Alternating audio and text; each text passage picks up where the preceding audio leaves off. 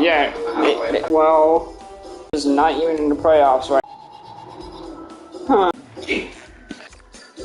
Bitch boy. Yeah, she's around your age. Yeah, she is.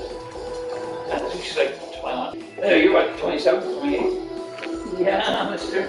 You should have said it too. No buts. No.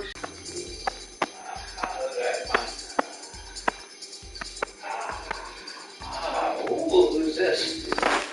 Oh, oh, oh, oh. Ooh, who's this? Ooh.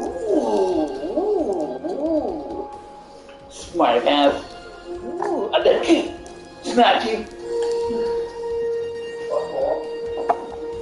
Snatchy ass.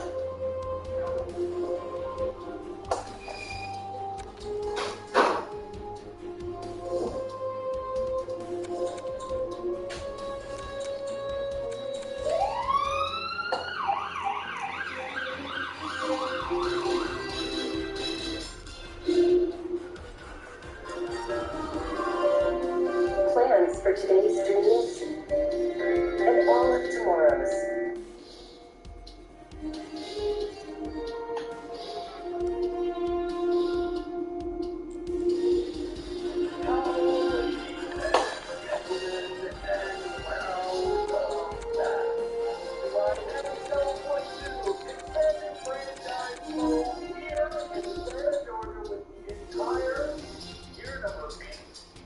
Regular season for your Atlanta Thrashers after weekend of Stanley Cup Finals. We lost against Vancouver. That's sad. That sucks. The off-season titles and tribulations. You know, we make decisions. It does. The big question we had going into the off-season was it Bernard, and I was convinced by you, my assistant GM, to give him another chance. And this is Christine's chance. This is this entire team's opportunity to come into this season and finally realize their potential. And we won't really know if they realize that potential until for this quality team, we are looking very good. And welcome to 2028, 2029 Atlanta Thrashers team. We're looking pretty damn good. Darn redemption arc incoming? I hope so. I really hope so. Let's talk about him in an arc. He was the big question. He was the first ever draft pick in franchise history. Hello, Nate Wood. Hello, Henry Wall. Hello, Jay Birdie. Hello, Oilers fan. Welcome to the stream. I really appreciate you guys taking stuff on it. Still, you're here and you have nothing to subscribe and join this absolutely. I appreciate it. Every single day. Every year. So, here we are. He was a big question. I was a moment away from trading him. The reason I want to trade him is because he doesn't fail. There's a two-way forward, he's throwing in. He's supposed to be defensive and reliable. And just reliable in general, but you know what? Just because he is that good player. There were other players on the market that justify his trade. Not for but still here and making an opportunity. I want you guys to know that here and are is gone. This is obviously if I do not subscribe. What is it? Awesome. So, let's talk about this. Eric Ivan, our leading point scorer in NHL last year, 8 points offered to him from his captain. Seattle Kraken, so he's our third round draft pick last year. He isn't necessarily Eric Ivan. He's a big kid, and the draft pick. Connor Bedard, something like that. And Captain Connor Bedard. 86 points for a year, so I mean, I'm not saying that. I just need to see it go off when he is a great player, like my overall. I think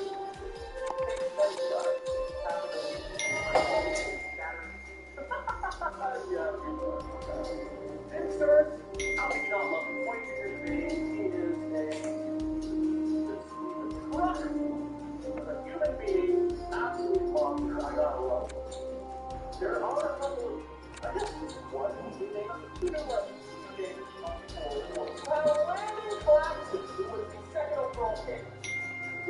go. Decided to move on forward and took him, and he is finally arrived. You can take over how you can go there. I want to clash into the confidence into the future of this team, and this is the future of this team. We have a lot of young players on the team, like Clash is 19, so I would give him the opportunity. If it doesn't work out, obviously. This Michael Levinger is that second left center. That's a pretty good top six. Markov, if you're sending down to Mercer, we're going to have to move on to probably Mercer and Markov potentially. This team's looking like we're going to have to go through other teams. And we're already in year number 8. Now the champions.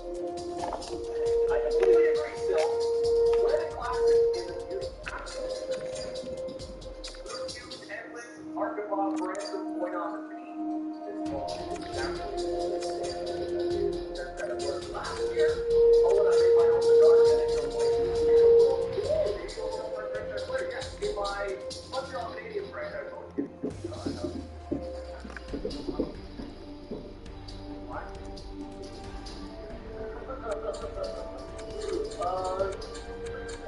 Oh yeah, I agree. He's an actual player card. This franchise holder has decided to recreate. Another one. Special teams. If you don't get me, then this game is broken. I'm sorry, guys. It's a great team. Everything looks really good. There's nobody on the power play. Wait, hold on. No, so there's nobody on the power play playing on the penalty kill. That's what I decided to do, except for defense. Hoping for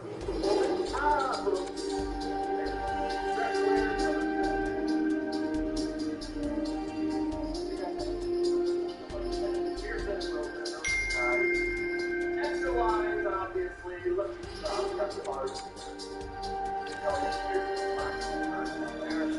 Denard is going to take the face off on 3. Under the fact that he stayed well, right? We have to say it. That's going to be a huge part that we lose later in the season. So, over under on what day he gets injured. I'm going to say first 2 months. He's going to get it. Markov and Dumont out are goalies. We are going to go with 2 regulation blocks in a row. If you're out, we will start with a left Markov, and we'll go on. Scratch players are that is the NHL. The NHL, there are a couple of players to watch out for.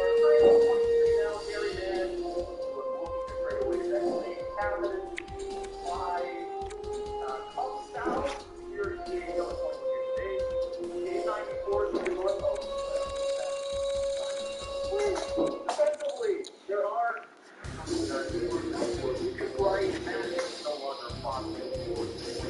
Through Tyrell, and that's about it. Defense on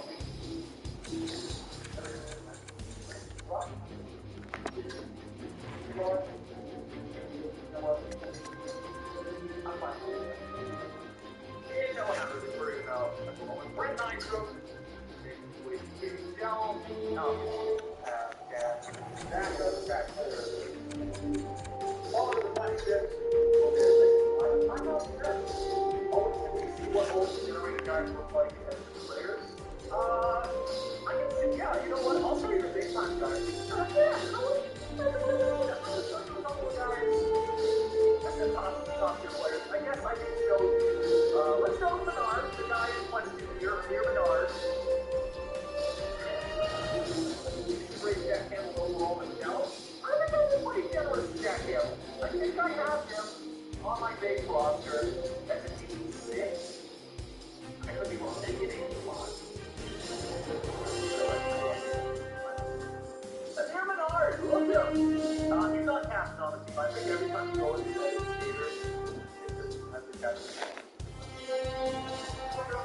Good old white boy. Showing it like Spanish. That's him. Poor Menard. It would make more sense if he was in last Canada. We do have 5 minutes left. 5 minutes, and if you're an also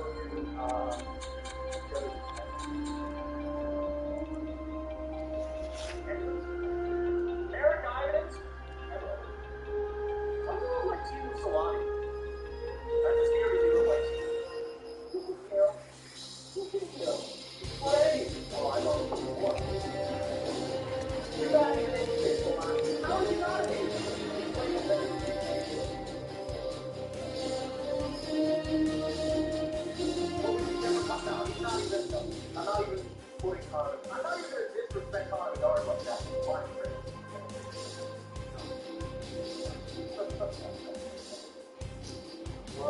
Michael Amateur, You are the future of this organization. Why don't you look for old Seattle Dusters?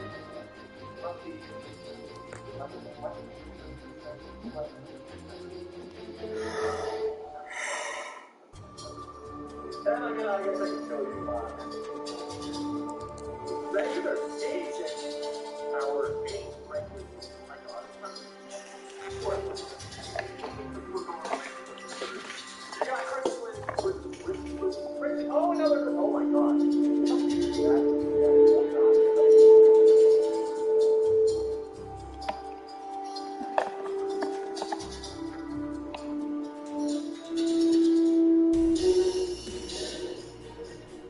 Music doesn't pay out.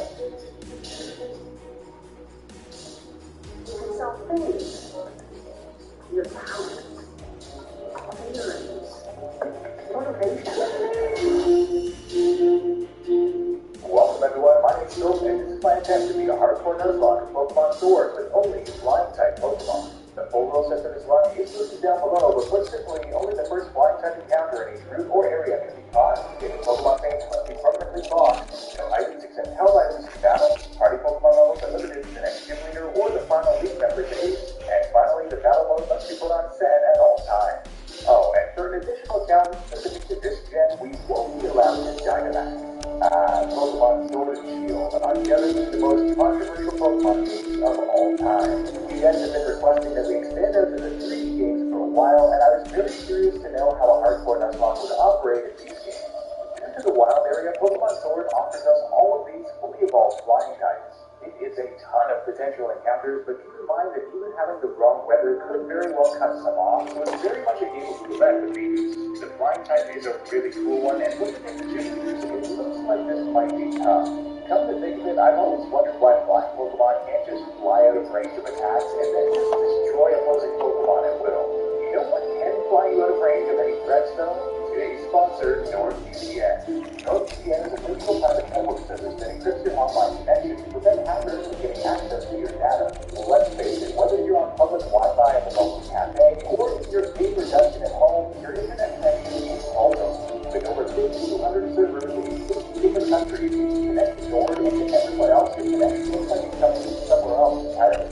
Not only does it help you stay safe online and protect your information, but it also has other benefits. Think about it. Many TV shows online, such as the Pokemon series, are only available in certain countries. By using NordVPN, you connect to a surpassing geo restriction. This also applies to many video games too, preventing your location from restricting what games you can play and where you can play them. The best part about it is Nord provides an extraordinarily fast connection with a NordLink protocol and only takes 1 click to activate, or even 0 if you enable auto-connect. I'm just personally amazed at how fast and efficient it is. To help you protect your connection and unlock the full potential of your internet, I've partnered with Nord to bring you their 2-year plan with an extra 4 months for free with a huge discount using our very own referral link until October 27th. Click the link down in the description below to get access, and a big thanks goes out to Nord for supporting our channel and sponsoring today's video. Let's get into the run. And I don't think I've started a new game on Swords in today's next sponsor. Before we continue, let me know what you guys thought of these games in the comments. I'm very curious to know. Personally, I 14 out of 10. We're just about ready to start off our adventure, and okay, that is a straight up box on my back. In House League, go check out this room. Oh, Jesus, who are you? She actually scared me.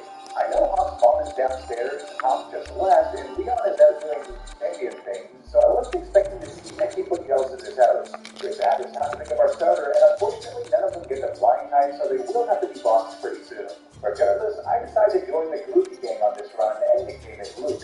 I almost named it Luke, but decided against it at the last minute. You're welcome.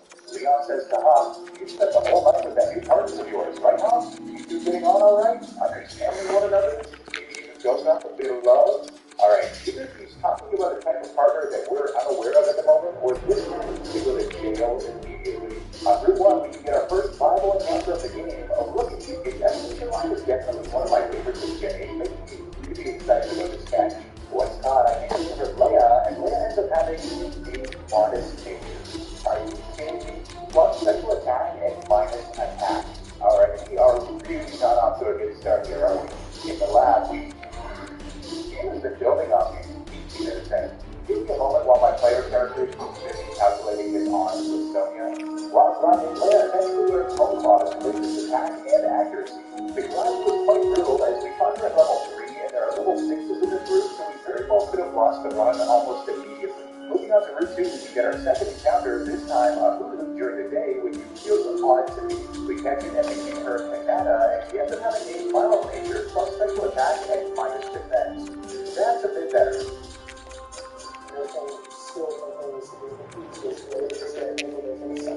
And then shot out to something else. And for us, that's basically what it's like to just hop up and look for those. So it's very super efficient for us to get the false ones done.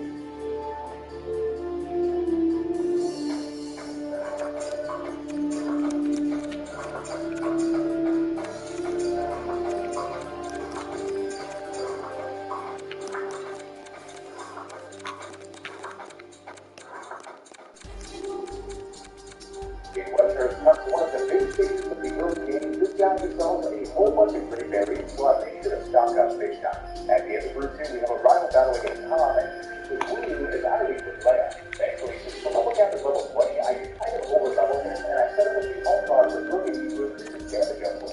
This allows us to KO Woo in one hit with attack after he took some damage, then his almost survives attack and gets us with water gun to about half, and Woo can take it down as well. His final Pokemon is an arch nemesis rookie whose face was already sealed. Honestly, thank God for home claws, that might have been a rough battle otherwise. After the battle comes one of this game's greatest sins, when characters hand objects to each other, except there are no objects in sight. God, that looks awkward. Behind Magnolia's house, we pull off some epic gamer scraps to get the payback together. I'm here to talk about payback.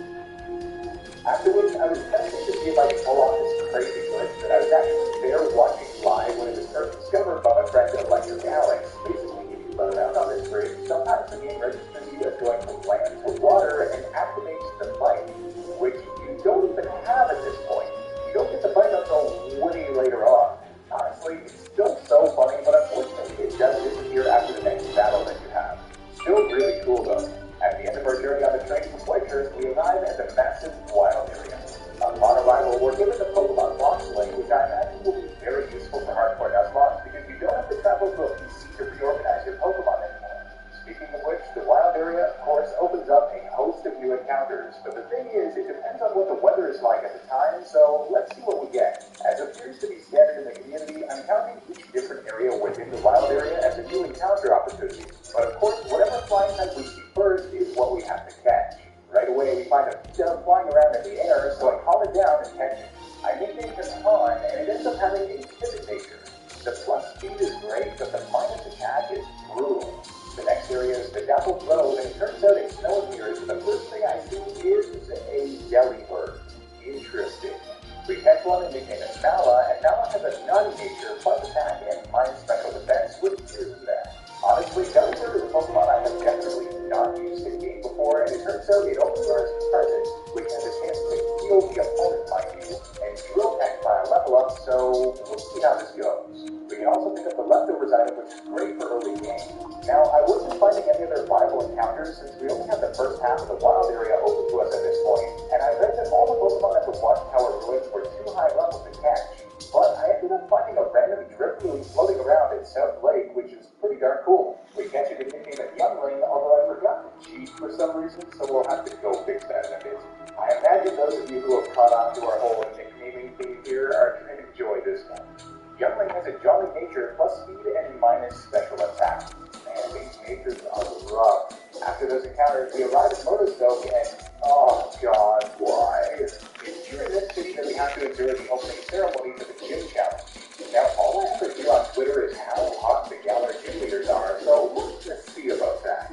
Damn, okay. Nah. Ooh. Nah, whatever. Oh, my sweet lady. Wow. Since we now overleveled us quite a bit and got access to 50 power plus, Leia is able to tear through Hawk quite well again with the help of an Oranberry, and I'm starting to realize his efforts are futile. But if I recall correctly, he gets pretty darn tough later on, so I'm not taking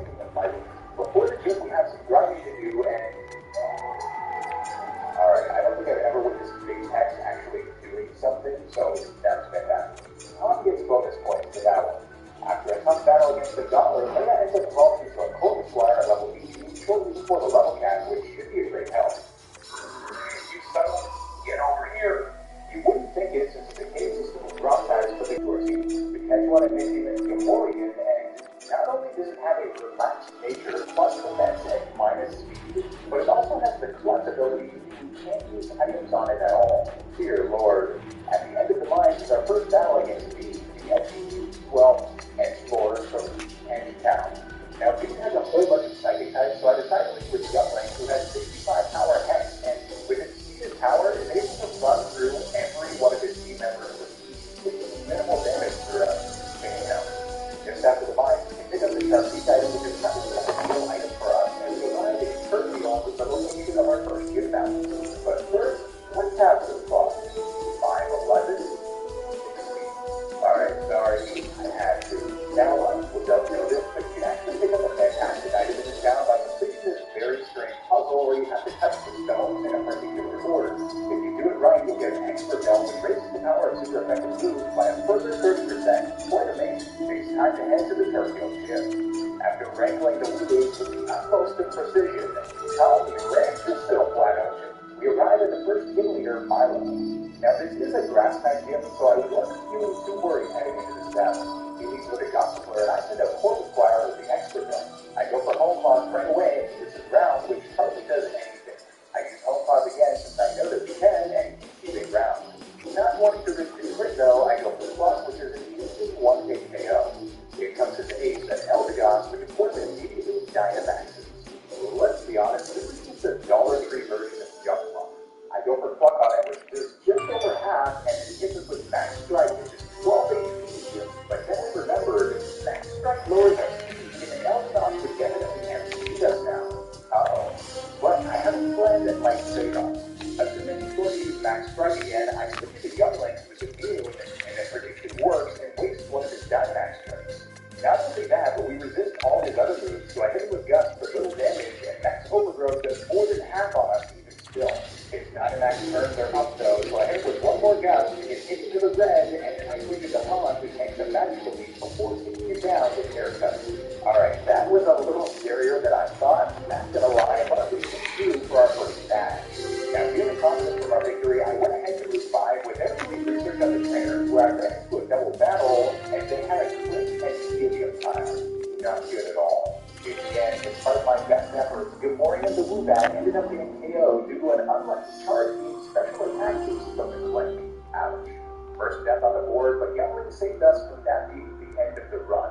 Thankfully, Route 5 does give us another encounter opportunity as we can find Nikana here. Now, Nikana doesn't yet have the flying type, but due to the automatic XP share, we'll be able to level it up without sending it in battle to evolve into Ninjask, a flying type. We catch it and nickname it Dorito, and Dorito has a hasty nature, plus speed and minus defense, which isn't terrible. Shortly thereafter, Kanata hits level 20 and evolves into a beautiful rock tower, giving us some extra bulk and power for sure. Not too long after that, we have another evolution in the form of Han, who evolves into a Strike-Bull at level 22. Right before over, we acquired a bike, and if anyone asks, this is definitely the first time we've used it. Yup. No hacking here. Oh god, I forgot how hideous the bike outfit is. Please reject me. I deserve it. Looking idiotic as ever, we arrive at Hobari, the location of the second kill. We have to go find Nessa first, though, and oh god, there she is. Get off the stupid bike. Hi, Nessa. How are you, big fan? Wait a minute. Amphi? Is that you? Oh, thank you. While riding to the gym, Dorito evolves to a Ninjask, and an idea comes to mind for this thing. It's so revealed the Mover Miner is technically available in every Pokemon Center, so I head there to see Dorito, both Aerial Ace and Baton Pass, which even makes it more useful for sure. It's time to face the second gym leader, Nessa, the Water Trainer. Looking at her team, the only thing I'm really scared about is her Dreadnought, but it doesn't have rock moves, so I come up with a bit of a plan. Let's see how this goes. She leads with a Goldie, and I send a Dorito. I decide to use Harley right off the bat, and her Goldie unfortunately gets a crit on its very first attack, but our leftovers help it. From there, I load up on Harden and rush up our speed boost ability to turn 2, but then she hits with waterfalls, and we get confused. Thankfully, I get another Harden off, and she now goes for agility, but we hit ourselves with confused before getting hit low again. From here, I'm forced to go for Baton Pass, which is confusion, and thankfully we get it off, and I pass all the moves to Kanata. Two agilities are aren't even enough for her goalies, though, as we still beat an air-slash goalie to death through confusion. For Barracuda is then a one hit as well, which would have iced them and done massive damage against us otherwise, and in comes the Dreadnought, which initially Dynamaxes to create a terrifying threat. Now here I went for Reflect to raise our team's defense, and it goes for Max Darkness to some reason, which doesn't do too much. I go for Extra Sensory, which doesn't do too much either, and then she goes for Max Darkness again. What in the world? But I begin to realize what she's doing, and she's lowering our special defense every time. It comes to Max Geyser now, and I was worried it would be the special water gun variant, but based on how little it did, it looks like it was actually the physical razor shell. But then, after returning to normal, it uses water gun in the range for huge damage. I know its ability doubles its speed and range, so 2 water attacks would decimate anything that we have, so I have to stay in. Our next intercessor just barely does the KO though, and then it brings us to 11 HP before we can then take it in. A tough battle, but we had a good strategy, I think. After the battle, Jeffrey Rose pretty sung, and I watched and this must be the most awkward celebrating of all time. Why is Oleana just towering over us? In the second run along, the big box can't speak again, and this time I go for 3 notes that Fury covered with 6 seconds against everything that he has, and grows in power, which can go to the pretty darn incredible stuff, although we did get brought below half in the process. The rest of the second line was quite a challenge to do all the rock types, but one thing that was like, gone. There's a flying type in here. I can feel it that popped up. I'm surprised when you really appreciate release the video, because I can answer any questions. And you should, but I'm just gone. Give you a quick one, son. Actually, on payroll in less than 5 minutes. So you can say, What is it ahead? I can see. We have one of the rugby satisfaction in every. We successfully met one that nicknamed Santa, and Santa has a sass nature of +20% and -speed. These natures, man, I swear. Although we do have 6 Pokemon already, since we have a fire gym next, I figure Mallow the Delibird was useless there, so this might be a better option. Although Noivern doesn't evolve until level 14, unfortunately. In the hotel in Motorstoke, we have our first battle against Marnie, and I accidentally just accepted her battle straight up. Because she needs the 2 fighting types, I just kind of went with it, and Noivern was sent out first against the Trojan. Aircutter takes him down in 2 hits after he was run low by Battle Shock, and he brings his strength next. I switch it to Dorito here, who takes him down in 2 aerial hits after being brought below half by Headbutt. In comes the big threat that I kind of underestimated, Morphe Gun. Unfortunately, our best bug was Fury Cutter with the sequel because it's for him, so unfortunately, contact our sequels in the Canada. But Morphe gets a crit on bite to bring us below half. I stand and decide to go for a flex after it gets us to 11 HP. So here I switch to Leia, but now she uses Thunder Shock for super effective damage, and it just twice down to a third before we barely do any damage on it.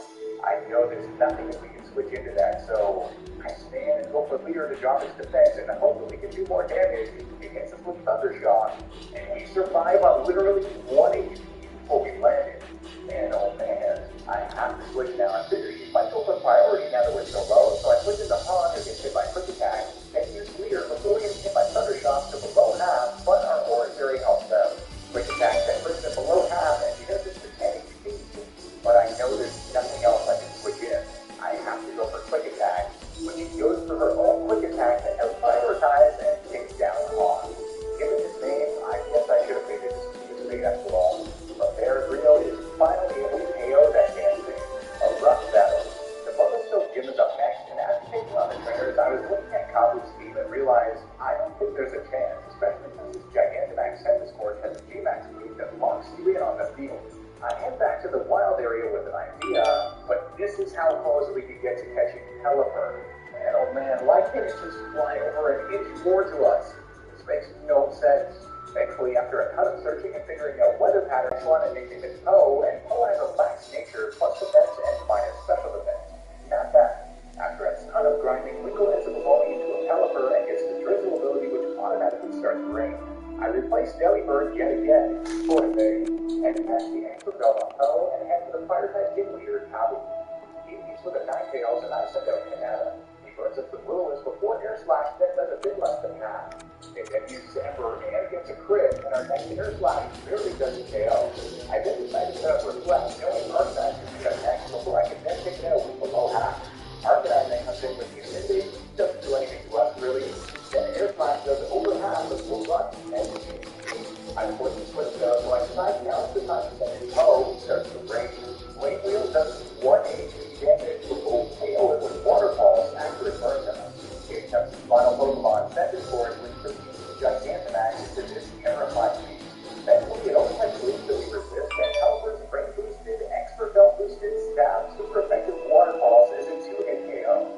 however, I think that would have been a disaster. But we got the third back. As a reward, Yumling ends up evolving into a driftwood, definitely a big improvement and should be helpful moving forward. Once I collect a whole bunch of wands, I decide to get up the gaming duo now that we have access to them, hoping to power up Caliber even more with a certain item. And thankfully, we do end up getting it to Dance Rock, which now extends the duration of our lanes in each turn. The second half of the wild area also grants us a new encounter in Bridgefield a year ago, something that I've been really looking forward to. We checked it and became adventurous, and Ventress has a hardy neutral nature and is only replacing Noibat for now. We then arrive in Hammerlock, the massive castle city in the center of the region. Here we can pick up two great items. The Blast Glasses to boost all special moves by 10%, and the Muscle Band which does the same physical moves. Here we also discover a battle taking place between the Gastrodon and a Rhydon. By move, you're going to get stuff. I also use the move reminder to teach Gyarados Ice Fang, which should provide us some great coverage. After TL and Hop go off to frolic around, this Silicobra just slowly slithers off in the distance. Well, that was awesome. Oh, Jesus. On Route 6, we find our next encounter, which is a 2% chance to fight at the grass here, but we eventually get one, which we catch and nickname Ayla. Ayla has a naughty nature, nice, plus attack and minus special effects. And plus attack is fine by me. I replaced Leia for now, since it doesn't involve us at level 38 anyway. We can also find the light play item to extend the duration of light screen and reflect, which should be very useful. It's still outside. We have another battle with Hob, and his Cramorant is handled well by Gyarados, especially with Intimidate, but it did paralyze us with its ability as we KO'd it. His Toxel is a threat, but it only has Nuzzle at this point, which is very low power, so we can handle it with 4 times effective Bulldoze, which I taught to Ventures by TM. Our newly evolved Yumling then handles Drizzile quite well, whereas our newly obtained Ayla destroys Silicobra, which could only hit us with a resisted Dark type move like that. After obtaining Fly from a house nearby, it's time for the fourth gym. I wanted to feed the gym trainers. I do not take driving anymore, so even though we're a bit below the level cap, I challenge Gym Leader Bea. This is a fighting type gym after all, so I'm not super worried. She leads with a Hippotop, and I send Adventures to get the Intimidate off on. I then immediately look into Greedo, who 4 times resist fighting, and begins to start setting up hardings for our baton pass strategy. Hippotop does bring us below half in the process, but thanks to our Sickly Berry, we can use 3 of them, and baton pass into Halucha, who is an absolute nightmare for her team. I use Pokeball a few times, that way our attack and accuracy can raise, so Fly won't miss anymore, and then I proceed to sweep her entire team with Fly, and that includes her and the Master Sam too. Flawless efforts and 4 batches. Yumling then handles a rogue thief pretty well, and so uses her mind from the hero collapsing, and we arrive at the beautiful little town of Bountiful. After heading to Sky Letter from the little girl at Hammerlock, who said is supposed to be long dead, the girl in the corner is apparently mad at us for being rude by interrupting her conversation. Her conversation? What? Who? Alright, I'm out of here. I travel back to Hammerlock to purchase this stupid fire outfit for a particular reason. This guy back in Bountiful is dramatic together, you had it on. Don't ask why. All I know is that the great flying TM for us definitely powered if the user isn't holding an item. With that, it's time for the 5th gym. Knowing it's a fairy gym and that the level cap is down 38, I decide to actually deposit Xanos into the fighting type and pick up Leia again, who, after some grinding, evolves into a beastly Corviknight, which is part steel and learns Steel Wing, which is perfect for us. I also use a Lucky Type CR on it and he'll fly in a second. After passing her ridiculous audition, it's time for the very type Gym Leader in Opal. I was extremely worried about this battle, but I think Corviknight is a great answer for her. She leads with a Galarian music, and I think with freedom, I can only manage 2 harvests before the top passing Leia, and we're immune to the pretty good sludge. But here, I can use Swing Claws and almost to avoid questions, but also to keep statues to get them correct. The Corviknight quickly becomes nearly indestructible, and we can get down to Steel. He becomes Mawile now, though not only has Intimidate, but it's not hit super effectively by Steel, just by being part fairy type. But now, with a raised defenses, Bonifaz is able to 1-hit KO. From here, her Togekiss actually survives a Steel Wing, hits power, and gets the Omni Boost, but Leia is basically the Omni Boost master at this point, and hits Tail with another. Her final Pokemon is a Gigantamax birthday cake, and Leia's feeling really hungry and devours it all in one bite. Poor thing. Oh, watch out! On the Route 7 bridge, Pop interrupts us and starts a battle with us that we apparently can't decline. We use the Trevenant, and Rio is sent out on our side. We can take it to just the 3rd, by a quick shadow claw before we taken out with acrobatics. He sits in it before an accident, but was a great counter for it, takes me down in one water pulse. However, he next sends out a Bolton, which I completely forgot that he had. I sent him Leia, who takes it with over half, with the most with going for about a quarter. Then he uses Roar and sends it to the window again. Oh, that was the worst possible switch. I then forced a hard switch into Youngling and Spark does more than half and paralyzes. I switch into Canada now, and he goes for Crunch, which was less than half. I desperately need to get a Reflect up here, but Spark actually does enough damage to take down Canada from there. Rest in peace, my sweet warrior. Canada was actually my plan for the next game too, so not good. I had no choice now, so I sent in Gyarados to intimidate, and 4 times super effective stab Spark actually just barely doesn't take us out, so I tried again, and then he was taken down with Crush. After all that, he sent in a new Snorlax, but thankfully Leia is able to handle it quite well by resisting Body Slam and using Body Press in return with the help of his Citrus Berry. His last Pokemon is Helion, and we just barely survived 2 snipe shots on his HP to take it down into Dropax. Wow, that was tough. These days, bridges clean their water dispensers using nanotechnology. The Home Depot carries the widest assortment of all the top brands with the latest innovations, always at the best price guaranteed. The Home Depot, a tourist get more done.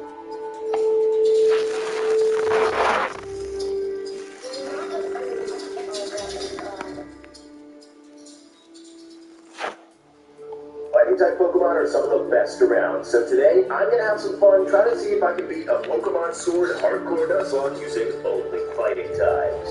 And Sword and Shield have a pretty awesome lineup of fighting types to catch, excluding a few Shield exclusives like Toxicroak and Throw, but it's still looking pretty good. The rules for the challenge will be on screen right now and down in the description down below, but without any further ado, let's do this. You grab your dad's old bag. Excuse me, what? Oh, you meant the suitcase? That's actually a way better way to start a Pokemon game. Hey, Lulu, what do you think of my outfit? Yeah, well, it's not my fault that my mom dressed me like an acorn. Anyway, despite our wardrobe malfunction, it's time to pick our starter, and since none of them evolves into a fighting type or is good against a fighting type, it really doesn't matter who you pick, so I pick Scorpion. We then hop on a train to the wild area, but before we do anything over there, we take a slight detour over to the Isle of Armor. And this is where we can actually find our very first encounter of Pacinian, which is a great first Pokemon. I named it Hawkeye, and have a gentle nature, which really ain't nothing to write home about, but that attached step is truly balling. I then head back to the regular wild area where I managed to find myself a Pinchan, which I captured as a Black Panther. I also go to pick up the leftovers item, which is definitely one of the best items in the game to begin this early. And the final thing I do in the wild area is actually find this dead with a Riolu, which I capture and name Iron Man. And this thing is an awesome addition to the team. Not only that, it has a naughty nature which boosts attack and lowers special defense, and we don't really need defenses on this thing since we're not going to be taking hits, but that attack boost is very nice. We then head to Motostoke where we get to meet the gym leaders we're about to challenge, and they're going down if the Avengers have anything to say about it. Shortly thereafter, I run into a Tyro gun with Drake. I name it Bucky, and it has a speed boosting nature, but we also have to decide which evolution we want. Keeping that in mind, I move on to the Galar Mine where we can find our next encounter of Timber. And I hate to even gotta ask, but is every Timber born with a log in their hand? How does that work? Anyway, I capture it and name it the Thing, and it ends up having an adamant nature, which is plus attack minus special attack, the best possible nature it could have. But before we can leave the mines, we actually have to take on our first challenge against Trainer Bead and his Psychic-type Pokemon, which you might think would be a real challenge against our fighting types, but Black Panther pretty much just makes a snack out of his whole team. Wakanda forever! Rest in peace, Shepard. Anyway, Bead gets a proper beating, and we move on to Route 4, where we run into this particular trainer. Our fighting types handle his Meowth with ease, but the real effective damage would lose by confusion, so I figure my best bet is to send in the Thing knows Rock Throw. Very fortunately, the Buck decides to go for a Screenshot on the switch-in, and I jolly well know that a Rock Throw is my only chance here, but I get hit by a powerful Confusion burst, and then my Rock Throw misses. Now, I do understand that it's quite difficult to hit a butterfly through the air with a rock. However, this unfortunate chain of events means that my adamant nature, sheer-ball Skinbird is not going to be with us anymore. And I was so busy, but when did you do that thing? I suppose we can't all that nice thing. Now, I was afraid of my victor this button pick, but fortunately, we have the King of Wakanda to save us. And so, as we retire our first team member at the hands of a trainer before the first gym, I think I'll retire this accent as well. But not before I make fun of my goodness, boy, has puberty only struck you from the neck down? Anyway, that's enough British for now. While we're fighting this gym trainer, Tyro actually gets to level 20, and since its attack and defense are the same value, it evolves into Hitmontop, my favorite Hitmon. With that, it's finally time to take on our first gym challenge versus Milo. He starts out by sending in Gossipler, so I start with Iron Man. Now, I know that I can have a Lucario at this point of the game if I just ran around and maxed out Riolu's friendship, but I think Riolu with Sword Stance and Agility will do the trick. And as you can see here, I go for the 2 Sword Stances to get the +4 attack and an Agility to double my speed just so that I know I can outspeed all the Goss in the back. I then post the Gossipler and the other Goss with a Poison Jab, and it's enough to beat the gym. But I mean, it's the first gym, so what do you expect? Plant-based KFC. It's got the crisp. It packs the crunch. And it's ready to pop off. It's a Kentucky Fried Miracle.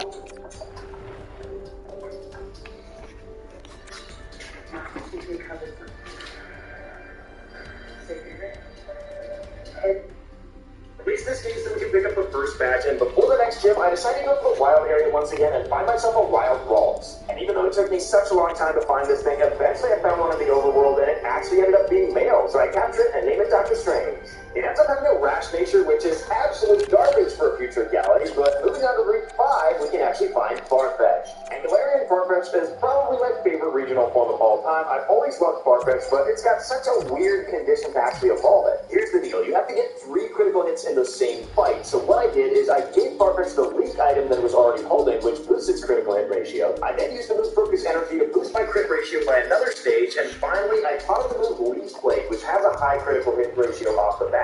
And with that setup, I managed to get 3 crits in one fight, so say hello to our newest member of the team, Captain America. I also managed to get my Ralts up to level 20, which means it evolves into a Curlia, and shortly thereafter, I give it a Dawnstone that I found in the Digging Duo, and it evolves into a Galley.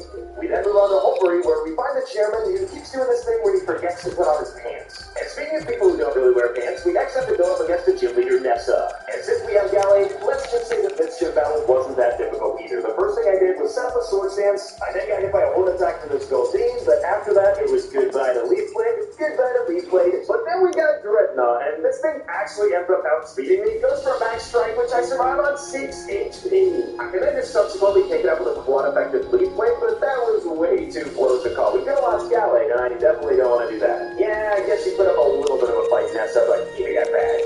We can then move on to Galamine, where we get a nice encounter, which is also pretty bad wearing pants. I name my Scraggy Deadpool, and it has Moxie, which is one of the best abilities in Nuzlocke. We then have to take on Speed once again, so Deadpool doesn't work right away and takes out his whole team. We also have to go up against Barney and our Dark types, which goes about as you expect it to go. Yeah, Buddy beats Dark. It's not rocket science, boys. After that, I do my final preparations for the next gym battle against Kabu, and I get everybody up to level 27, including Riolu with my last few candies. And at that level, it ends up evolving into everybody's favorite Lucario.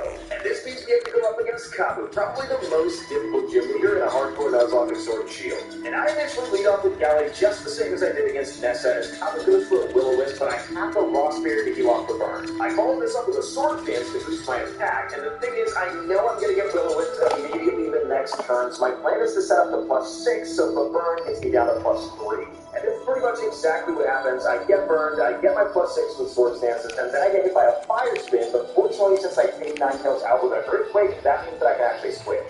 Next up is Arcanine, and it gets us down pretty low with the Flame Wheel, but we can survive the burn even after we take it out with an Earthquake. And so now is where the problem comes in. We have to take Centiskorch, which is a Blood type, which resists fighting, so I decided to swap out into Viscini. Not that Viscini can really do any better than anybody else on the team here, but it's at least not burned like Galley. But since we swapped from Galley, it wants to go for Max Flutterby, which fighting resists. For whatever reason, fighting and Bug resist each other. Have you ever slapped a Bug? I would argue that should be super effective. Anyway, here we get hit by a G-Max Centiferno True Protect, which doesn't do that much damage, but it does trap us in a Fire Spin. Fortunately, we have Citrus to heal us up a bit, and I use a Bulk up the next turn since I'm faster, which means that I can take this hit a bit better since it's based off a physical move. This means that Centiskorch's G-Max turns are up, but we are still trapped in that Fire Spin, which means we can't switch out, and our health is getting really low. After hitting Centiskorch for about half damage with an Earthquake and expecting to get taken out, it goes for Coil, which is good since we survived, but that defense boost means that Centiskorch can survive an Earthquake, which means we get taken out no matter what because of that Fire Spin.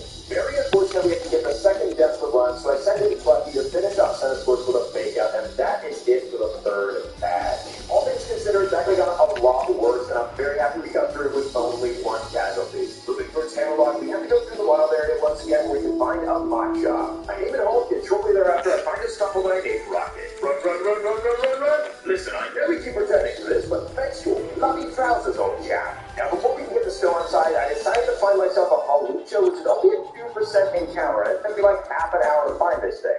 Eventually, I managed to find it and catch it, and I named it Falcon, which means we're ready to take on the next gym challenge against the inner fighting types. And since our hip on top really can't do that much to our Falcon, I decided to set up some swords dances and prepare for the fight. What's going on? Hold on, guys. Let me just pick this up. This is actually perfect. You got Doc in your username, so what would you call what I'm about to do to Bay's team in medical terms? Well, that's easy. The medical terminology we use for these kinds of actions is to get absolutely destroyed. Or if you want me to be more specific, we can call it total trainer failure with sudden onset team destruction. Thanks for the clarification, Nick. Also, he's not wrong. They got absolutely destroyed in this fight, and we get to claim our fourth gym badge. After the fight, I level up Pan-Champ from level 32 while we have Scraggy in the team, which means it evolves into a Pangoro. After that, we can proceed to Balanlea, which happens to be my favorite city in all of Pokemon. Hey, don't interrupt our conversation. Excuse me, what? Who are you talking to? I swear these NPC interactions get weirder and weirder. What the? Anyway, we got our next gym fight to worry about against Opal and her fairy types, which you might think would be very difficult for fighting types, but we have Lucario. And not only that, during the Opal fight, you get these questions, and if you know the answer, you just get free boosts. So the first turn, I get to set up both a Nasty Plot and an Agility for free. I then go ahead and set up another 2 Nasty Plots, and from there, it's just a Flash Cannon and Aura Sphere massacre of Arcane. And personally, I think the twist on Opal's fight is really cool if you don't know the answers, but if you've played this game as many times as I have, it makes it super trivial no matter what type you use. And even though we've had a pretty easy time so far, this run did give me a run for my money later on. And as we move on forward through the Galar region, we have to fight Hop once again. I think we fight him like 10 times, and we sweep him right on through. But the important thing about this fight is that we get Scraggy to a high enough level that it evolves into Scrafty. Then it... When you think of a cup of Nespresso, where does your mind go? To the hot spring waters of Costa... As we continue our way to Sirchester, we find one of my favorite new...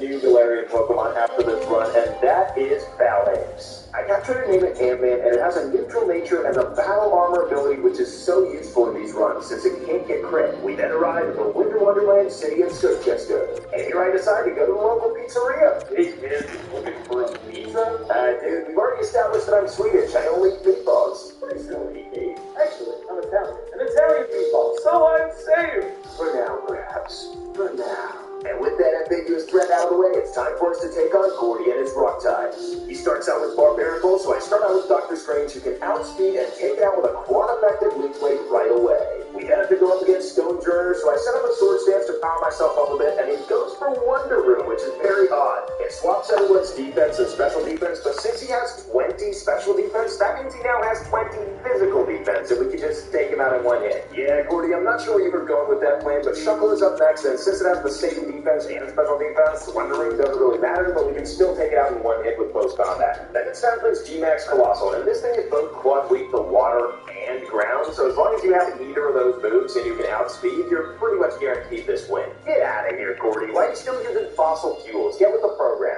And so I get the 6th badge, and about as easy as stealing candy from a kid. We can then move on to Route 9, where I find my next encounter of Marty, who uses dark dice. Now, the thing about Marty is that her lead life part has snarl, so if you have anything that contains dark moves, you can just set up on her and destroy your team. And this is generally a big flaw in the game design that you can exploit in these hardcore Nuzlocke, especially in the Emerald Elite Four, but we're going to do the same to Piers. The thing about Piers is it's actually pretty difficult to set up against his Scrafty because it has Sand Attack, which can kind of ruin your plans. And after getting intimidated, it goes for Fake Out, which means I can outspeed the next turn, go for Encore, and now this Scrafty is locked out of playing the game. And so what my plan is going forward is to go for 3 Feather Dances to lower this Scrafty's attack as much as possible so that I can linear swap in Lucario. And as soon as I swap in Lucario, Scrafty's Encore actually ends, which means it's going to start going for Sand Attacks as I set up my Nasty Plots. And you might think that this would actually be a huge problem since we're not going to hit our moves, but we can get around this with a bit of cheese. The third turn I go for a Nasty Plot, it goes for Brick Break, which actually does a fair amount of damage for being -6, but after that, I'm free to unleash an Onslaught of Forest Sphere, which is a move that can never miss. So those Sand Attacks did nothing, buddy. I don't do Encores, get it? Not songs, not moves, not Pokemon.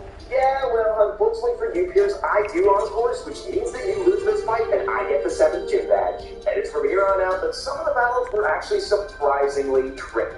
We then head to Hammerlock, where we run into Leon, who's still dressing like this. Dude, you look like you robbed a thrift store blindfolded. I worked that. You certainly did, Andrew. Giving me a run for my money is Miss Galler. Speaking of which, we now have to go up against the former Miss Galler, the social media king Raihan. And so to start out this fight, I lead off with Iron Man and Buffy and go for a fake out on the Gigalith so that it can't body press Iron Man. Flygon then goes for a Breaking Swipe, which means both my Pokemon are going to lose 1 stage of their attack, but it doesn't matter too much since I'm a special attacking Lucario. That being the case, I go for a Nasty Plot, and the next turn I lead off with a Protect. However, Flygon decides to target my Lucario and hits 2 of the Thunder Punch that doesn't do too much damage, and I can set up another Nasty Plot. Gigalith then decides to throw and goes for a Stealth Rock instead of Body Press, which I do have Chocoberry on Lucario for. I also decided to go the Move Relearner and rerun Helping Hand so that I can power up Lucario with Bucky. Then after I get my attack lowered again by Breaking Swipe, I can take out the Gigalith in 1 hit, which I definitely didn't need that Helping Hand for. Raihan then sends in his Sandaconda, so I decide to do the exact same thing and go for a Helping Hand, after which I get hit by a Thunder Punch and can take out Sandaconda with another Aura Sphere. 2 down, 2 to go, and Raihan's next Pokemon is Duraludon, which he's obviously going to Gigantamax.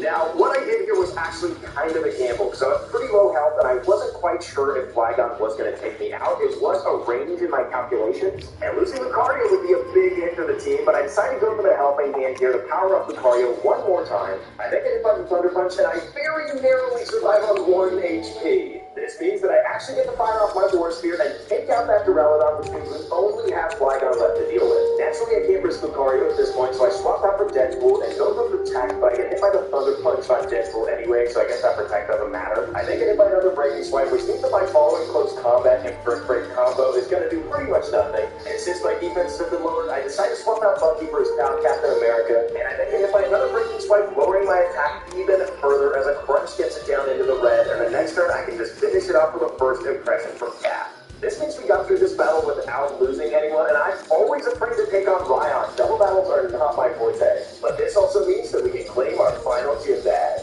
And now that the level cap is a little bit higher, we can finally head to the Lake of Outrage, where we can pick up the Focus Sash and the Assault Vest. And most importantly, we can fight our next encounter with the pseudo-legendary Jang-Mo-O. I name it Shang-Chi, and it has an adamant nature, which is about as perfect as it gets, but we have to box it since it's level 52. We then have to tread the dangerous path that is Route 10, but Captain America takes care of the competition easily, and we can get the win.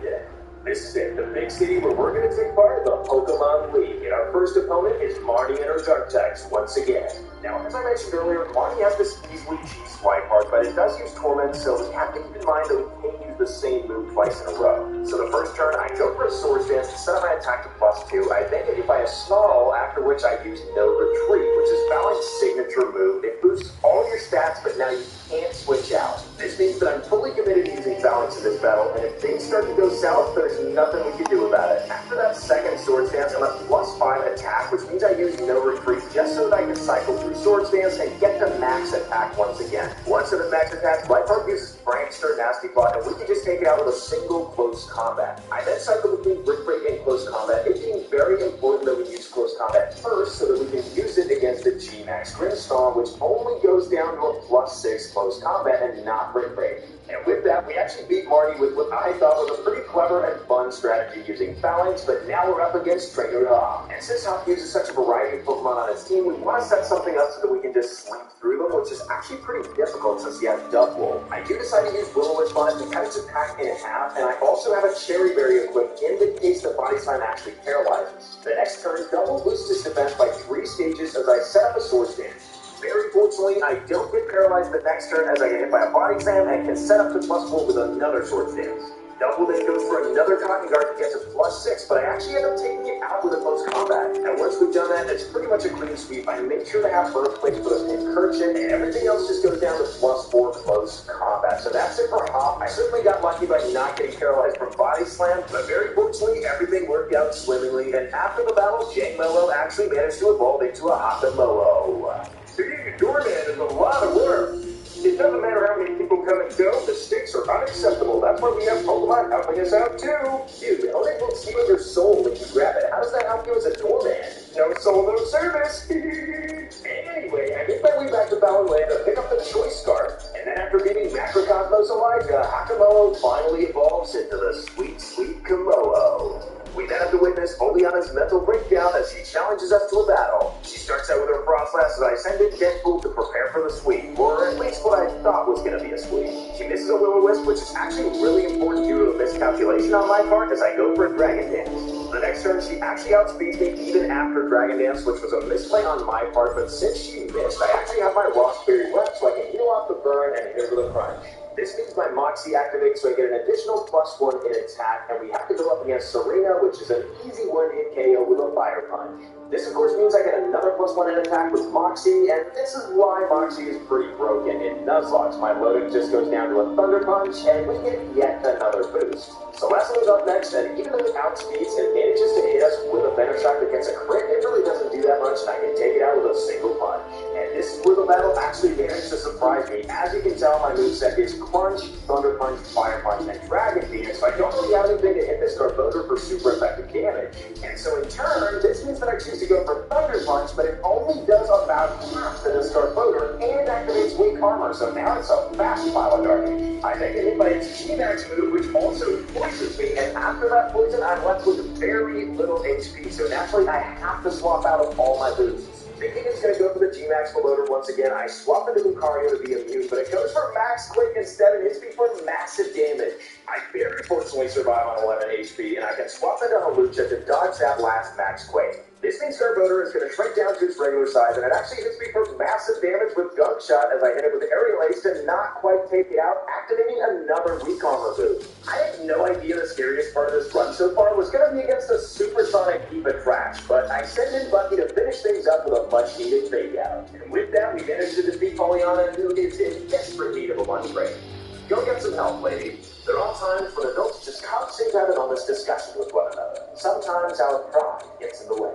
Yeah, dude, I know you're trying to make a point about how adults can be very touchy about status and money, but your dishonesty stems from the fact that you're trying to annihilate humanity. It's a little bit different, bros. Anyway, next up is Pete, and he has a team of fairy types much like Opal, so we're going to use the same strategy we used against Opal and send in Lucario. Since we're running a special Lucario, we don't care at all about that Intimidate, and we can just start setting up our nasty plots. After that, the battle isn't particularly interesting, it's just a flash cannon massacre. But you know what, baby? That's exactly what you deserve after being in insufferable pain throughout the entire story of this game. But look on the bright side. He already looks like a grandma, so maybe he can fill Opal's shoes. But now that we've taken care of our rivals, it's time to finally get to the part of the game that gets kind of dicey. Nessa sends in the Lysopod, so I go into Falcon to use Aerial Ace, which doesn't quite get it to half health. Fortunately, though, the Lysopod just goes for a Sword Stance, so I can hit it with another Aerial Ace to get it down into the red and send it out with Emergency Exit. After that, she sends in Telfer, which sets up the rain with its Drizzle ability, but we're able to just take it out with a single quad effective Thunder Punch.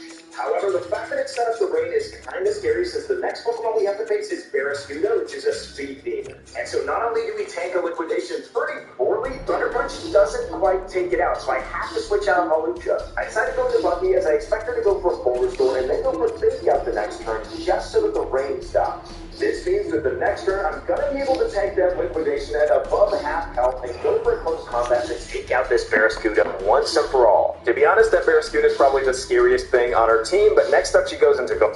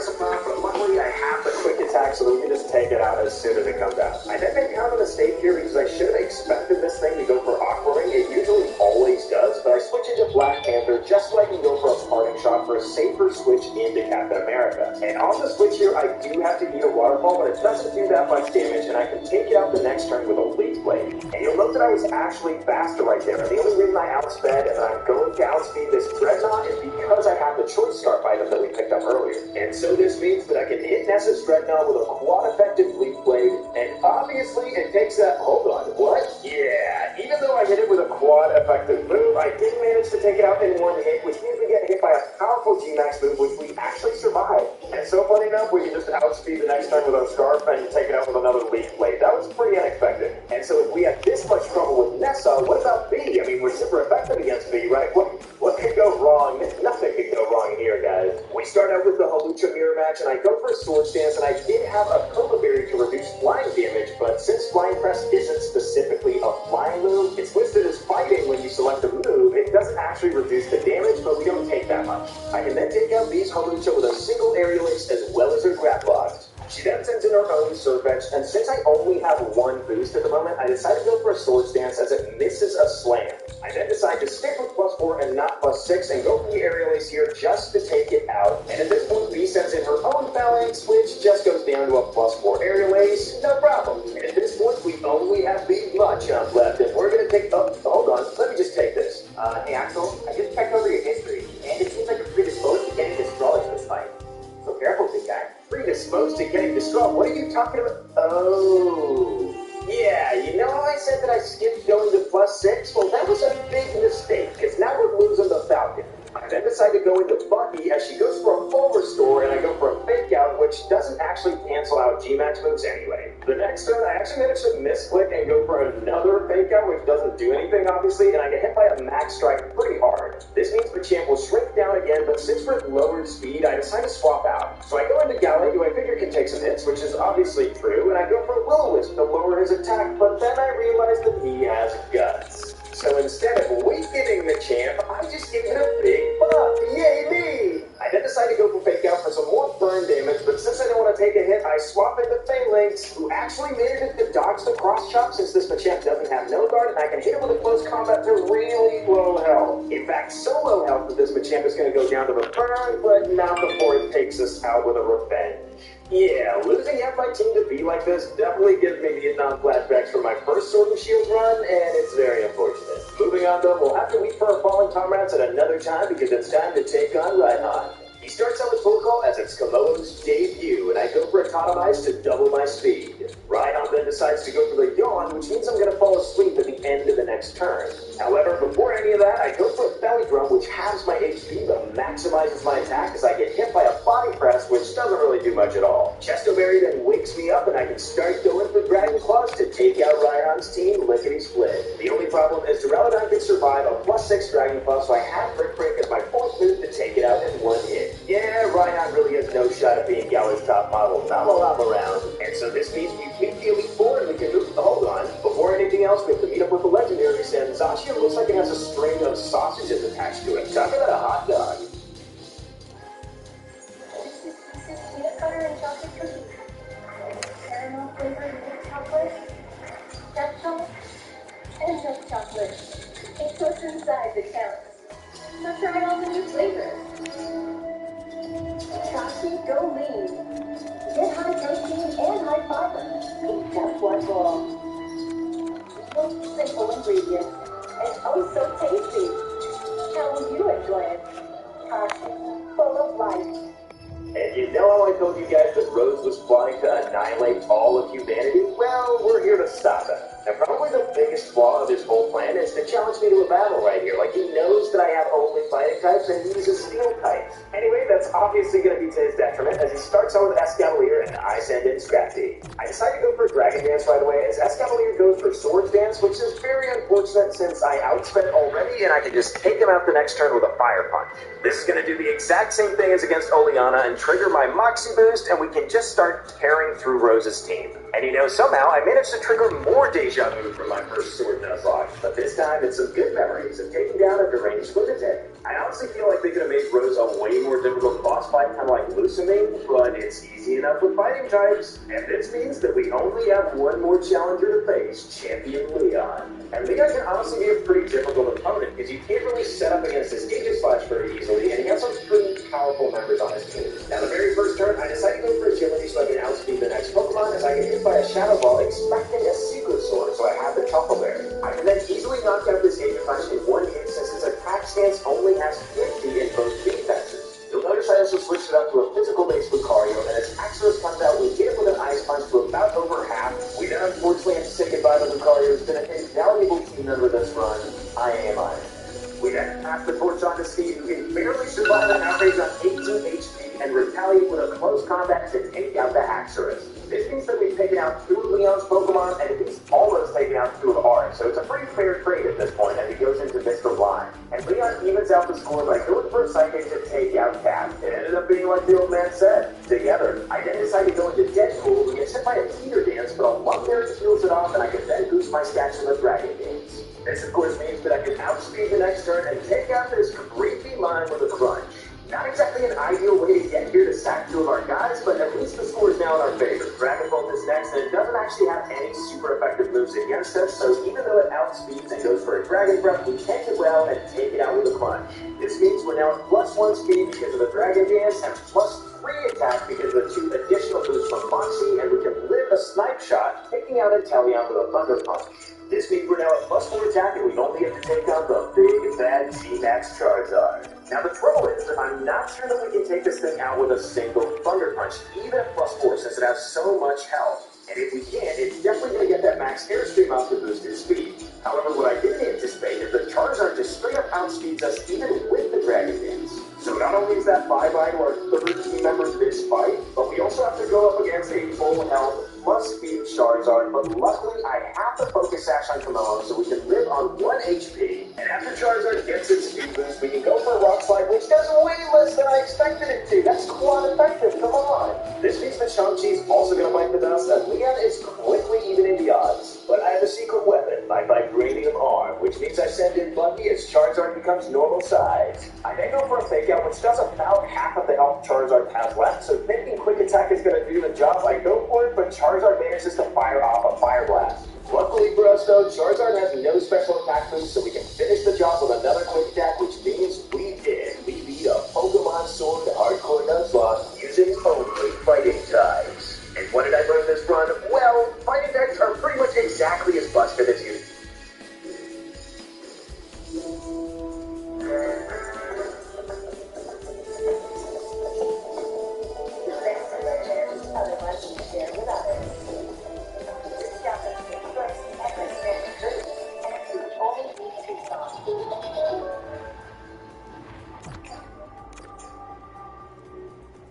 As 2-point compass, you won't just learn, you'll experience life at its fullest.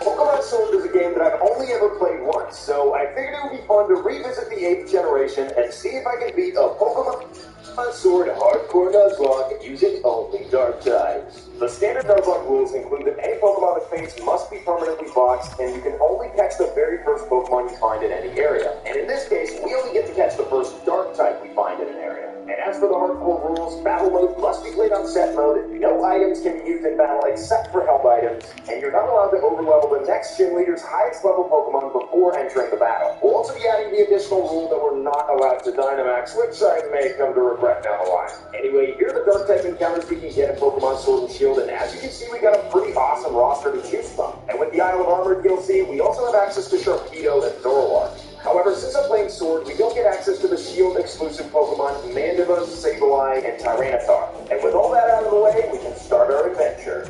Ah, yes, the Galar region, inspired by the marvelous great. Now, hold on a minute, that makes me look like an absolute venom. And speaking of people looking weird, here's our champion Leon, who dresses the way I would have liked it when I was 7.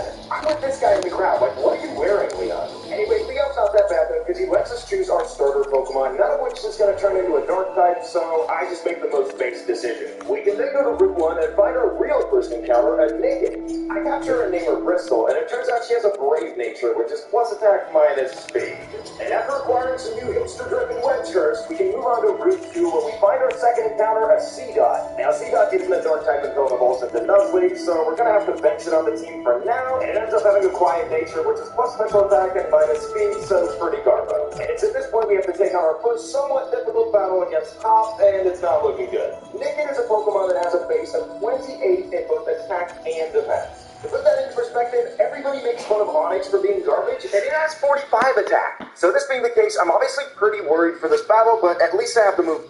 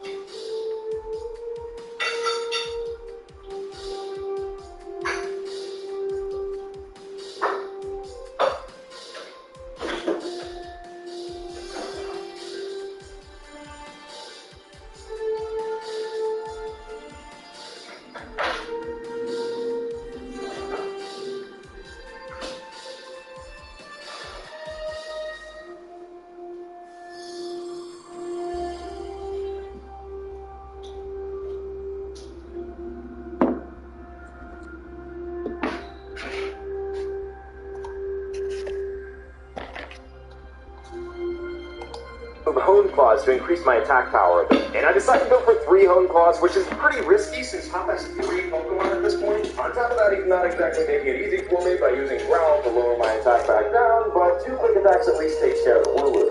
Next up is this Sobble, and as I go for a quick attack, I find out that it's going to take 3 hits to take him out. Now, luckily for me, Hop wants to show off his new move, Water Gun, which is great since my special defense is a lot better than my defense. However, I seem to be at very low health, and he goes for Growl the next turn, which means quick attack turns into a 4-hit KO. And while Sobble throws by going for Growl and taking me down to my neutral attack stat, I still have to contend with Rookity in the back. So now that I'm sitting at 9 health, I pretty much accepted defeat and that I'm going to have to do the run all over again. And after I see that I actually do fairly decent damage with quick attack, he kicks me down. So with a heavy heart, I hit the reset. Hold on a minute, did Rookie just throw? I guess I just won the first battle against Hop. I thought I was going to have to try this battle closer to the level cap, but we pulled through, and this means that Hop and I are going to the wild area. Now in the wild area, I treat every sub-area as its own section where we can catch a new Pokemon. And so this means we can get our second usable team member, a Purloin that I named Norwich. He ends up having a hasty nature, which is actually okay for Purloin. I also run into a Pancham, which I catch and name Nottingham and put on the sidelines until he evolves into a dark type. Over in one of the corners of the wild area, you can find one of the most useful items, the leftovers. After a bit of searching, we find Stunky, which is going to be so important because of its poison type. Poison resists fighting, which we're otherwise very weak to. So I named Stunky Liverpool and move on to Modestone. Then we can upgrade our wardrobe a little bit and receive the Miracle Seed from Leon so that we can boost C-Dot's power. We're also very rudely interrupted by Hop as we try to approach Ball Guy. You don't disrespect a guy like that. We also have to join the gym challenge, and with that, choose a trainer number. Nice. Now, the great thing about Sword and Shield is that we have so many encounters before the first gym. And so on my way to Turfield, I catch myself a Zigzagoon that I named Chester, and then I head over to the Isle of Armor where I run into a Corvus that I named Derby. Now, while catching Derby, C-Dot reaches level 14 for the experience share, so we now have Nuzleaf on the team. Say hello to Please.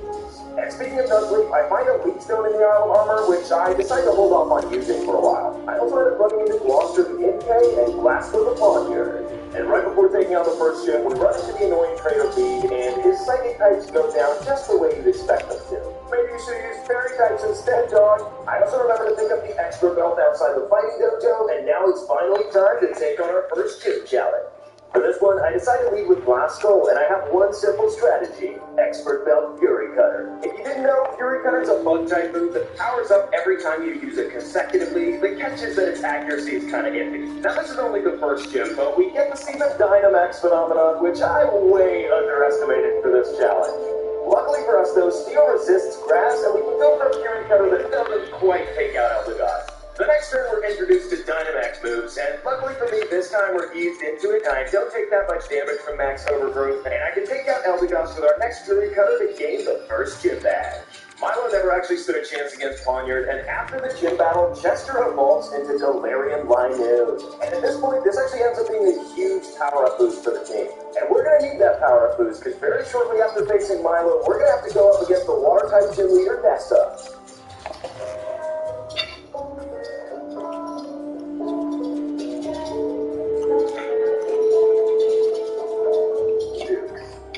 Crafted smokies. Meet us in the snack aisle.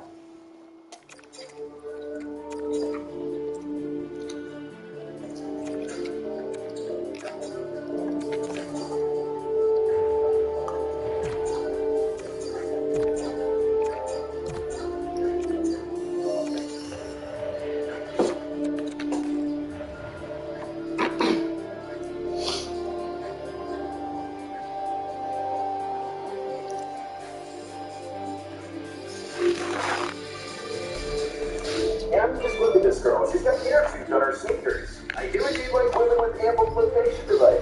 Anyway, Nessa starts off the battle by sending in her Goldeen, and so this is Lee's time to shine. And after a fake out and a Razor Leaf, her Goldeen is ancient history. Her second Pokemon is Aracuda, which is really fast and ends up getting a flinch on the first turn, but her second bite is lucky, and it too goes down to a Razor Leaf. It's then finally time for Nessa's ace Pokemon, Dynamax Dreadnought. Now, I really don't want to switch anything into Dynamax moves from this thing, so I decided to stay in for one turn and hopefully live a Max Strike, and I actually do run very low HP in the red. I end up doing a substantial amount of damage to Razor Leaf, but the next turn we have to switch out. So I send in my tankiest Pokemon at the moment, which ends up being Chester, who actually tanks the Max Strike pretty well. Now, another one is going to knock us out, but luckily before the battle, I equipped Chester with a Citrus Berry, which heals up just enough so that we can take another Max Strike. And after doing just that and taking another Max Strike the next turn, I retaliate with pretty pitiful damage with a Night Slash. At this point, at least Dreadnought's Dynamax turns are over, but both my speed and health are pretty low, so I decided to switch out into Liverpool. I wouldn't exactly say that I take a Razor Shell well, but at least after Citrus Berry, I'm at a point where I'm pretty comfortable taking another one. Luckily for me, however, I get a clutch Razor Shell miss, and I can go for a Screech. I'm very glad that I was so confident in staying in because I live on 2 HP and I can retaliate with a bite which takes down Dreadnought and we get our second gym badge. And let me tell you, Dynamax only gets more and more problematic from here on out. Next up we move on to Galarmine number 2 where I find myself a Scraggy. I name it Manchester and it ends up having the ability Moxie because that's a sign of catch. We also run into Bede who gets very offended by my Manchester impression. Sorry, Bede. We then run into TL once again, and after beating them, Nick actually evolves into Beetle. And now that we have our second gym badge, we can actually catch some higher level Pokemon in the wild area, and I run into a Skorupi. I name it Plymouth and move on to the Isle of Armor where I can fish for a Carvana. I name it Wakefield and move on to the desert where we can find another Isle of Armor encounter, Sandisle. I name it Exeter, and much like Scraggy, it has the Moxie ability, which might come in handy. And to prepare for the gym challenge, I search around in the wild area if there are any gym PRs on sale, and I find this guy who sells me Earthquake, which I can teach to Exeter. In preparation for the gym, we managed to get Norwich to evolve into Lifeart, and then it's time to take on Kabu. Now this is the part of the game where the difficulty starts to really ramp up. We lead up with Ninetales, so I decided to go into Exeter, and he tries to go for a Will-O-Wisp, but luckily I remember to give Sandel a Rossberry, so we heal off the burn and fire off an Earthquake, which isn't quite enough to get the KO. Now at this point, unfortunately, we burned our Rossberry, so the next turn I do get burned and have my attack half, but at least I can get rid of Ninetales with an Earthquake. This means I get a Moxie boost, which doesn't amount to anything in the end, since he sends in Arcanine, which intimidates me immediately. I figure I could tank one Flame Wheel, but it does a lot of damage, and we barely touch Arcanine with Earthquake. I I decided Chester is my best switch in, but unfortunately I get burned right away on the first flame wheel. This means I have to consume my raspberry one turn earlier than I expected, and I'm not going to get the fire off 2 night flashes on burn. My second night flash even ends up being a crit, but it lives on red HP and goes for agility. That agility ends up being pretty clutch though, since I can lift another flame wheel and take out the